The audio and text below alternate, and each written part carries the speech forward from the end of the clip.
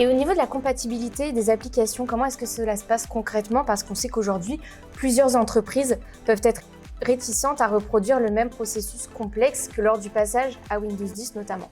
On sait que ça peut représenter vraiment un gros stress, une mise à jour d'un OS.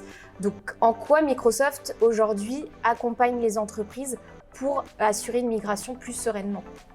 Effectivement, c'est un sujet très important à aborder, puisque comme vous le soulignez, certaines entreprises sont réticentes à mettre à niveau leur OS parce qu'elles craignent une perte de compatibilité au niveau de leurs applications. Et le gros avantage ici, c'est que comme Windows 11 a été pensé comme un prolongement de Windows 10, eh bien, ça permet à Microsoft de garantir que 99,7% des applications qui tournent aujourd'hui sous Windows 10 fonctionnent de la même façon sous Windows 11.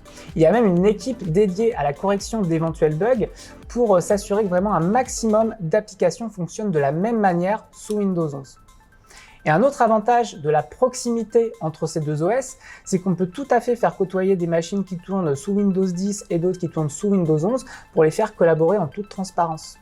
Donc les entreprises ne sont pas obligées de migrer l'ensemble de leurs salariés d'un coup sur Windows 11. Donc ils peuvent migrer uniquement une partie du parc informatique par exemple. Exactement, ils peuvent faire des vagues de migration en commençant par exemple par le top management ou l'IT et ensuite étendre au fur et à mesure l'ensemble de cette migration à tous leurs salariés.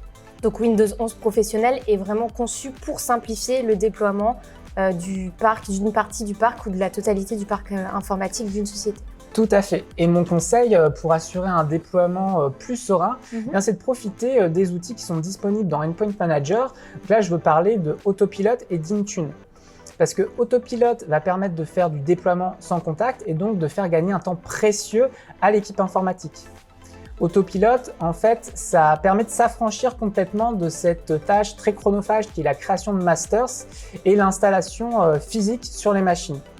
Ça va plutôt marcher avec un système de groupe d'utilisateurs. Donc, on va pouvoir créer par exemple un groupe RH, un groupe commercial, un groupe marketing. Et ensuite, une fois que ces groupes sont créés, il y a juste à enrôler la machine avec Autopilot et l'associer à ces groupes préexistants pour qu'elle soit tout de suite prête à être utilisée. Donc c'est très simple pour l'équipe informatique, mais c'est également très pratique pour l'utilisateur qui a juste à s'authentifier pour que sa nouvelle machine télécharge automatiquement le profil qui a été associé, sans qu'il y ait besoin d'une intervention supplémentaire côté IT.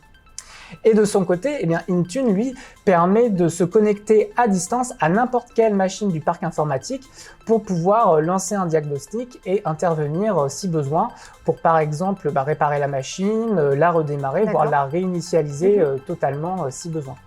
Donc comme vous le voyez, avec Autopilot et Intune, le service informatique a vraiment tous les outils nécessaires pour gérer et déployer le parc informatique en toute sérénité.